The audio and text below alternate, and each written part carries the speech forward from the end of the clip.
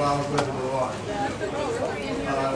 The vet we work with has been doing rapid surgeries now. Krista, you have a Band-Aid on your shirt. We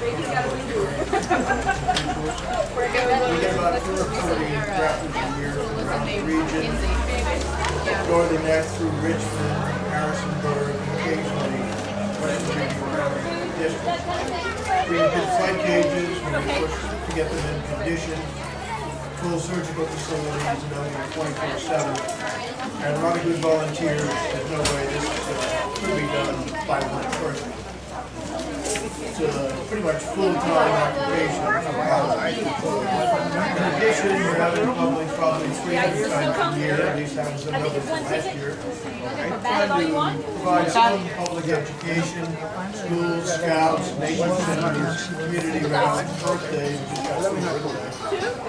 and people see some of the wild neighbors they have, and hopefully say get them to understand that there's nothing to be afraid of. He's going to do another session. They're not going to attack you, they're not going to jump on you.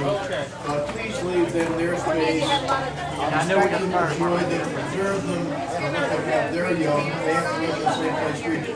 Okay, any bird that I have here today is one that cannot responsibly be released from the wild. If it could have, it would have. And we will go the extra mile until we're absolutely positively sure that that bird is safe and to survive in the wild. I've been doing this stuff over 20 years now also, and I'm pretty well aware. Instantly, please, people, you're moving in on me, and we do need a little bit of space. These are not cooking cats and fucking and it's pretty crowded, I'm not going to be able to move around. But when we have a bird out, please stay seated, and no waiting hands around. How much is food? How much is Any bird I have here again is not releasable. If we could have gotten it out, we would have. If I'm convinced that has to go in the letter, that means he's got to be convinced. And that letter is, requested permission to move the bird over the education permit. And they get further permission, and then they have to request state permission. And only then do we start treating the bird and people. Any bird that is in any state of rehabilitation is never going in the public. We're not going to let the bird get familiar with people. That would increase chances of going back to the wild. So ones here are non-releasable, they're physically disabled in a way that we're not going to see. We can talk about your chair. When I have a bird out, they'll be out one at a time. It'll be firmly locked on my blood. Going over, I can fly around, I can land on your head. But they are wild creatures, so I do ask the please stay seated. More people can do that. Small ones are maybe able to walk around a little bit, but it's pretty crowded, and I don't think everybody can do for the rest of them. I would go someplace else. Those feet are surprisingly strong for a little one, and very quickly use them. At the Met Office a couple of weeks ago, I had a great horned owl, a red tail, a red-shouldered hawk, a bald eagle, and a screech owl. And guess which one drew blood on the bed? Very quick, and they do use those feet. A few things about owls. Okay, people. These are already wet enough. The size of the eyes for this little boy is about a third of a pound. Huge. The size of the bird. Far right for that large, they do the size of tennis balls.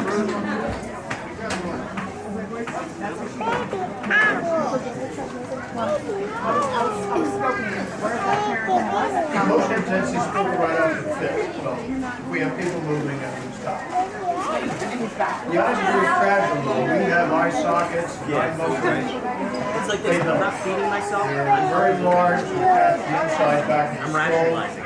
And when you sit by a car, which this one was, then there's going to be eye damage. So the question is how much, and the bruise is too extensive to be able to succeed and survive in the wild. Can I see it with the naked eye? No.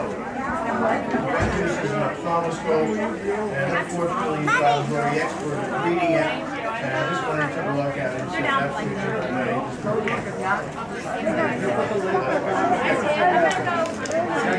One of the light gathering devices, you can see it doesn't look like hard. They are almost always the addition. Usually found near some kind of water, could be a stream, and almost always upwell. It's the who cooks for you, owl. This one, 9 years old. He was hit by a car, we think, next to the road. The left hip was totally destroyed, crushed, flattened. I was with the vet when he got the x-rays, and he said, can't fix it, you have to wait with it, there's no replacement, it's crushed, it's finished. I said, okay, let's wait it up once, and I'll see what needs to be done. And I actually hand fitted it for about 2 months. She regained a little bit of use with that leg, but she didn't get much. The hip joint is locked, and it's pretty fragile. So it's going to have loose, depending on our contraction. However, she also serves as a foster parent. She let me film about it, but I think there's 6 chicks this year. She kind of looks at me and says, I get 6 chicks. She's very good. She teaches them how to be a barred owl. When they're ready to play cage and go, they go rather. And she says, wow, it's really good. What do you think a bird this size might weigh? That's about a few foot.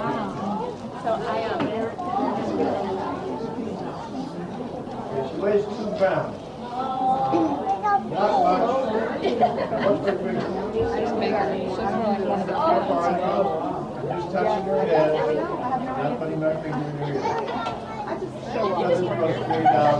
The weight, so it is, the weight that's where the flight muscles are on the wings.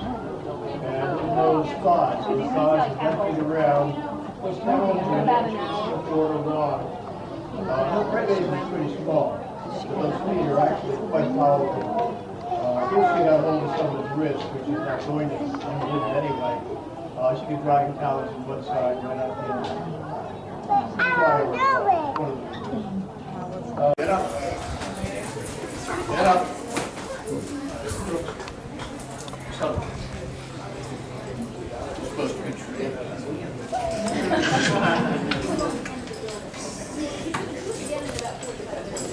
Okay, red-tailed hawk. You see the large feet. Both thighs are quite literally that big around. Hawks take prey with the feet. What they get a hold of probably isn't going anywhere. Usually rabbit or smaller, quite powerful, fairly common around here all year. This is the red tail. I think this is a female. Her weight's way up in the female side. In fact, it's over the normal limit. So she's almost certainly a female. You can see the broad wings, 4.5 to 5 feet of wingspan. And you notice the little bird, she's got dark eyes. But probably the most common hawk.